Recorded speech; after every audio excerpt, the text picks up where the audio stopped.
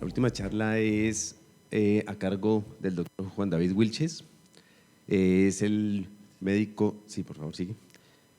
El director médico de IPS especializada y nos va a hablar sobre deficiencia de factor 7, una enfermedad ultra rara.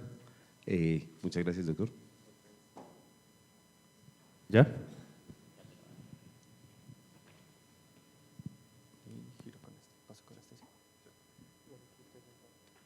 Ok, perfecto. Bueno, buen día. Sé que estaban hablando hoy, ahora mucho sobre el resultado hacia la tecnología, hacia la terapia, y es muy interesante el que contaba el doctor Ardila. Les hablaré un poco distinto y les hablaré sobre resultados desde una perspectiva de modelo. Las coagulopatías hereditarias, desde hace ya varios años en Colombia, son una razón fundamental para salud pública. Hemos evolucionado en una normatividad orientada a la atención integral y hoy somos uno de los pocos países, no solo en la región, sino en el mundo, que goza de tener fuentes de información supremamente robustas para la toma de decisiones, en la construcción de modelos y en la toma de decisiones.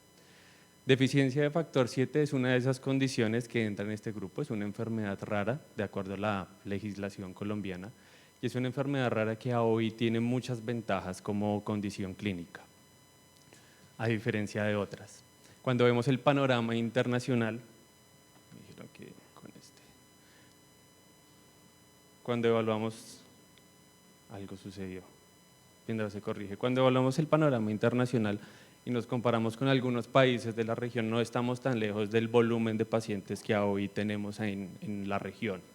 Estados Unidos para 2021 reportó 1.266 casos, estos son datos de la Federación Mundial de Hemofilia, y cuando comparamos el resultado de Colombia tenemos 232 por encima de países cercanos a la región, entre ellos México. Colombia, dentro de su marco normativo, ha evolucionado y desde el 2013 cuenta con un organismo técnico que registra los datos de condiciones como deficiencia de factor 7, es la cuenta de alto costo, y eso nos permite tener datos robustos respecto al resultado anual. Ayer hablábamos de la importancia de los datos en salud e indudablemente es un gran reto que veo que no solo tenemos en enfermedades raras, sino también en otros contextos como por ejemplo cáncer. Y cuando comparamos los resultados que tenemos entre la Federación Mundial y lo que vemos desde cuenta de alto costo, evaluamos diferencias en los datos que refuerzan lo que he escuchado en estos días y es necesitamos un esfuerzo conjunto para mejorar la calidad de los datos. Porque en función de cómo ha evolucionado y están evolucionando los sistemas de salud, la calidad de los datos es lo que va a permitir tomar mejores decisiones. Para eficiencia de factor 7, hoy contamos con 2 tecnologías en el país y esta evolución legislativa permite que al menos las tecnologías farmacológicas estén incluidas en el POS. Esto supone un valor agregado como sistema a los pacientes y es que esto favorece la accesibilidad y la disponibilidad del medicamento. Hoy Colombia, aunque en términos de política farmacéutica tiene la capacidad de tener muchos medicamentos, tiene muchos retos en la ejecución de la política, en la disponibilidad de medicamentos, lo vemos en algunas otras condiciones donde el acceso al medicamento no es tan fácil. Y hoy gozamos de tener 2 muy buenas tecnologías, por aquí veo caras conocidas, representantes de los productos que son Novoseven y Factor 7 concentrado, y son tecnologías que son muy buenas en general para el resultado.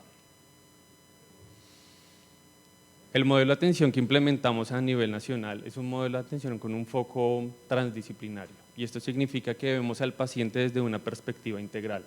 Consideramos que el paciente no solo es un resultado clínico, no solo es una tasa de sangrado. El paciente es un elemento que hace parte de una sociedad, de una familia y debe ser interpretado como un elemento que tiene familia, factores biológicos, psicológicos y sociales. Pero ahí no basta un modelo de atención debe ir más allá de la prestación de los servicios de salud. Debe considerar intervenciones transdisciplinarias y esto significa, ayer hablaban mucho de entender socialmente al paciente, ahora también lo mencionaban. ¿Qué pasa si el paciente vive a 5 horas de la red de atención más cercana? Comprender las necesidades y esto significa empezar a cuantificar el resultado y los datos de mi paciente, favorecer la caracterización activa y propiciar algo que es fundamental en salud y es favorecer los factores protectores. Esto es una serie de capas, un modelo de atención finalmente es una serie de capas o módulos que se van pegando alrededor del paciente. Hoy hemos evolucionado en la gestión de datos. Cuenta de alto costo es un muy buen ejemplo en la región y a nivel internacional de cómo capturar datos para tomar las mejores decisiones en salud. Y en el modelo que hemos planteado, y es un modelo que ayer escuchaba con el subsidio, sé que han seguido, gracias a la Federación Mundial de Hemofilia, basamos la gestión de los datos como un elemento que nos permite tomar decisiones diarias. En salud y en estas condiciones en las cuales el sangrado es la característica fundamental, debemos tomar decisiones rápidas y la mejor decisión es la que tomas con suficiencia de datos. Esto amerita un proceso de coordinación, un proceso de administración y un proceso asistencial articulado que garantice el acceso 24/7. Hablábamos ahorita de cómo se comporta en el país. Hay aproximadamente 123 pacientes en todo el país con diagnóstico de deficiencia de factor 7. Les contaba que hay diferencias con los registros internacionales y eso nos supone un reto como país. Y nosotros como modelo tenemos la fortuna de hoy tener un alcance de 51 pacientes. Estos son un poco de los datos que podemos ver al detalle a hoy de la población que tenemos cercana a nosotros. Y lo que ven en azul un poco más claro es el volumen poblacional, pero lo que ven hacia abajo es la tasa de sangrado. Es un reto la tasa de sangrado en hemofilia, en von Willebrand y en deficiencia de factor 7. Deficiencia de factor 7 después de von Willebrand es la coagulopatía con mayor número de casos. Y lo que hemos encontrado es que un modelo de atención integral que atienda oportunamente las necesidades del paciente, aunque se favorezca el diagnóstico oportuno, controla la tasa de sangrado como país. Esto es un resultado no de modelo, sino de país. Y es la relación que ven acá, a pesar de que incrementa la población, el diagnóstico poblacional, asegurar la atención oportuna garantiza que el resultado en salud se mantiene y mejora la calidad de vida. Cuando evaluamos cómo se comporta esto de acuerdo a los grupos etarios, es una forma fácil que utilizamos para ver cómo se comporta nuestra población, encontramos que la población se concentra en edades avanzadas. Y esto también es resultado de lo que ha buscado el país como política nacional y es sensibilizar a través de consultoría genética, a través de intervenciones sociales a aquellos pacientes que tienen diagnóstico confirmado de la condición. Y es contarles a través de la consultoría genética los retos de tener un hijo o los riesgos que hay de tener un hijo cuando yo tengo una condición como una coagulopatía hereditaria. Esto puede ser una hipótesis que justifica este resultado de que la población de 0 a 4 años y de 5 a 13 años tenga menor concentración que en edades avanzadas. Predominan entre hombres y mujeres, al menos la población que concentramos nosotros en IPS especializada, y cuando evaluamos el tipo de tratamiento de esta población, predomina la población a demanda, que en profilaxis. Es una condición, digo yo, en algunos contextos muy agradecida. Hemos aprendido mucho de coagulopatías y una de las cosas que hemos aprendido es que cuando se garantiza el tratamiento adecuado y el acceso oportuno al medicamento y a las tecnologías, el resultado en salud y la tasa de sangrado es cero. Y eso lo vemos acá. Es un escenario interesante, pero como sistema también supone un reto. A veces el paciente que tiene mayor uso de medicamentos es el paciente que se favorece en el acceso al mismo y en el abastecimiento. Hacia donde hemos migrado como sistema es independiente. Si yo estoy en profilaxis o a demanda, debo garantizar el medicamento y lo debo garantizar 24/7. Buscamos exponer dos casos, son dos casos muy breves, como les comenté, planteamos contarles los resultados desde la perspectiva como modelo. El primer caso es un paciente que hoy tiene 8 años de edad, ingresó hace poco a nuestro modelo de atención, tiene 7 meses de exposición al modelo de atención. Hemos aprendido también algo y tomando experiencias en cáncer y es poder evaluar el comportamiento del paciente en función de los meses de exposición del modelo. Hemos entendido que el reto de los pacientes no solo es de tecnologías en salud, sino también de adherencia del paciente a las recomendaciones médicas. Y también hemos aprendido que hacerlo distinto y educar al paciente nos lleva a que entre más tiempo se exponga el paciente al modelo, más adherente es, más consciente es de su condición clínica y mejor es el resultado en salud. Este es un diagnóstico de nuevo, el paciente y la familia del paciente no tenía ningún antecedente de discrasia ni de coagulopatía. Esto supone un reto para la familia. Y hemos identificado que aquellas pacientes en las cuales estos diagnósticos son de nuevo tienen mayores retos en superación del proceso de duelo. Eso nos ha llevado a que hoy el modelo de atención intervenga desde el área psicosocial a las familias y a las madres y padres de estos pacientes, logrando un buen resultado. Y parte del foco que hemos buscado cuantificar también es cómo las intervenciones en salud logran ese buen resultado. El diagnóstico de este paciente, y contando un poco el cómo ha evolucionado, se dio por un trauma por aplastamiento, un paciente que no tiene una buena resolución, que tiene un no control del sangrado, y posterior a eso nace la serie de cuestionamientos para poder identificar esta coagulopatía. Es un paciente que cuando ingresa a nuestro modelo de atención presenta un cuadro de epistaxis recurrente de un manejo complejo, y eso lo lleva a ser candidato para manejo con profilaxis con Novocel. Hoy medimos el resultado, es un paciente que desde su momento del ingreso no ha presentado eventos de sangrado, y eso es un resultado muy positivo como sistema, pero también evaluamos el resultado desde la perspectiva de adherencia al tratamiento. En un 0 en octubre porque recién ingresa el primer mes, y dentro de lo que hoy nos ha orientado el sistema de salud es a garantizar la confirmación diagnóstica. Una vez sucede eso y confirmamos el diagnóstico del paciente, arranca a partir del segundo mes en tratamiento profiláctico, y lo que hemos buscado, como les mencionaba ahorita, es favorecer el 100% de la adherencia terapéutica.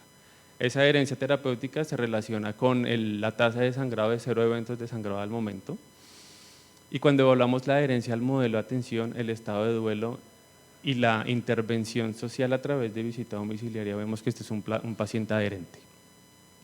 Les mencionaba ahora, cuando les contaba sobre la estructura del modelo, que hemos buscado, y es un ejercicio al cual nos ha llevado el ministerio y la cuenta de alto costo, a entender al paciente desde donde vive. Y eso nos ha llevado a hoy a hacer intervenciones sociales, capacitamos a colegios, a familias, a instituciones, escenarios laborales, porque finalmente el paciente es el principal corresponsable en el resultado en salud. El segundo caso es un caso un poco más complejo, es una paciente femenina, es una paciente con diagnóstico de deficiencia de factor 7, diagnosticada a los 5 meses. Y digo que es más complejo porque la recibimos muy pequeña nosotros como programa, y es una paciente que ha cursado y tiene hoy diagnóstico de displasia de cadera, de situs inversus y de paraparesia espástica, en un contexto de una paciente con coagulopatías. Es una paciente muy agradecida con el sistema, con la intervención del equipo médico y en salud, porque adicional a su reto de coagulopatía ha tenido retos quirúrgicos adicionales. Ha tenido procesos de osteotomía y de cirugías reconstructivas relacionadas a grandes retos en la marcha. Eso ha llevado a que como sistema evolucionemos también en la articulación con las instituciones hospitalarias. Nosotros como institución, como IPS, somos una institución ambulatoria, pero hoy creemos fervientemente que el ejercicio como sistema es un ejercicio coordinado entre todos. Y esa coordinación con las instituciones hospitalarias, y resaltando algo que mencionaban ayer, teniendo una perspectiva en el que todos podemos aportar, y esto no es una competencia para el resultado en salud, hemos logrado un resultado positivo para esta paciente. Y lo vemos en la tasa de sangrado abajo. Es una paciente con grandes retos de hemostasia, con grandes retos de acceso a la tecnología, pero a pesar de eso, garantizando el trabajo en equipo como sistema, hemos logrado tener 0 eventos de sangrado desde mayo del 2020. Y eso supone un beneficio para una paciente y para una familia con una percepción significativa en su calidad de vida. Esta paciente es una candidata y actualmente es una paciente en profilaxis con uno de los factores que les mencionaba ahora, factor 7 concentrado. El ámbito de atención y de administración del medicamento para estos dos pacientes es domiciliario. Uno de los retos de entender las necesidades del paciente es entender que el paciente tiene un estilo de vida, tiene un proceso de crecimiento y un proyecto personal, y entre más nos podamos articular como sistema a atender y acompañar al paciente y dejar de sumarle retos, lograremos que éste desarrolle de forma correcta su proyecto de vida. La atención en el ámbito domiciliario para los procesos de administración, si bien no se puede para todas las tecnologías, es algo que favorece al paciente en el resultado. Y es algo que favorece en la experiencia del usuario como un elemento fundamental del sistema de salud. Esta paciente, a pesar de todas las dificultades, pero gracias al acompañamiento, a la disposición de la familia, es una paciente que tiene un estado de duelo resuelto, y no solo lo hablamos desde la perspectiva del usuario y del paciente, sino desde la perspectiva de la familia. Y eso nos permite que hoy sea una familia adherente al modelo de atención y al programa. Y eso nos lleva a tener una adherencia al tratamiento profiláctico desde el 2020 al 2023 del 100%. Esto supone un reto para todos, y por lo que he escuchado en los otros ámbitos, considero que es un reto que tenemos todos como sistema, y es entender que entre más articulados estemos con el paciente, entre más nos acerquemos a él y entendamos que esto es un ejercicio de todos, el resultado será el ideal. Planteamos esta charla pensando en contarles cómo lo hemos logrado y con algunos datos poderles contar que como sistema y como modelos de atención tenemos mucho por hacer, pero hay resultados y los resultados nos muestran que es posible. Y hoy estamos convencidos que también hay que hacerlo diferente. Lo que nos guía a nosotros y lo que guía a muchas instituciones, que veo también en cáncer, es que el paciente, la familia y su entorno son fundamentales. No lograremos un excelente resultado en salud a menos que el paciente y la familia esté convencido que es la mejor alternativa que tiene y que él hace parte del resultado en salud. Hemos entendido que la integralidad de los procesos de atención es fundamental y eso supone un reto como sistema. El resultado no solo depende de las IPS, no solo depende del cuerpo médico, no solo depende de los laboratorios y los especialistas, sino que depende de que todos entendamos que sumamos en lograr el objetivo y es mejorar la calidad de vida y la salud de los pacientes.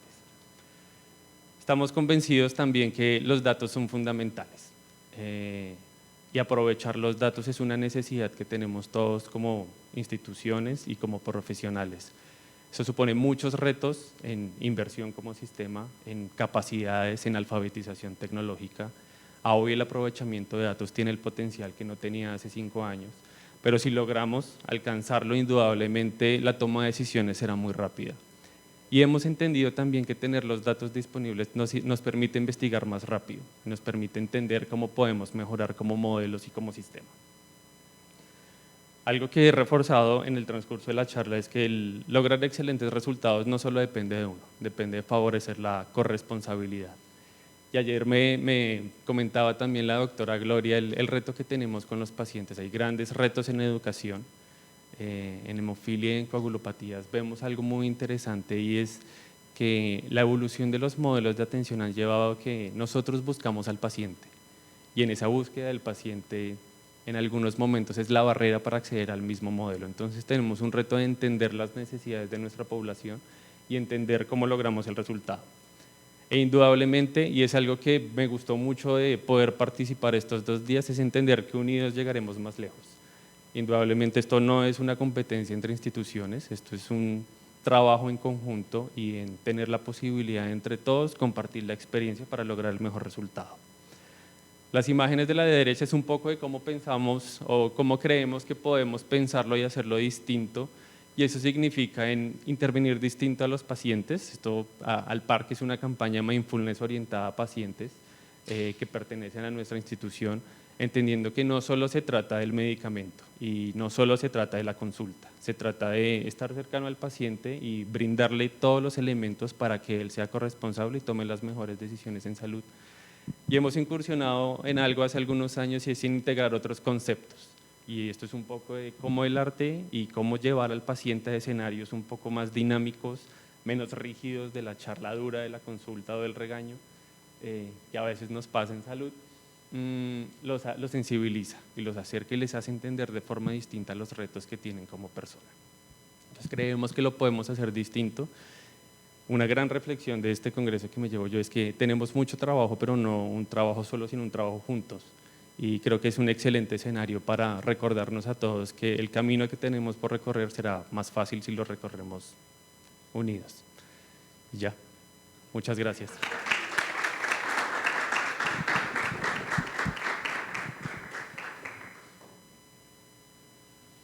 Vale, Juan, muchas gracias.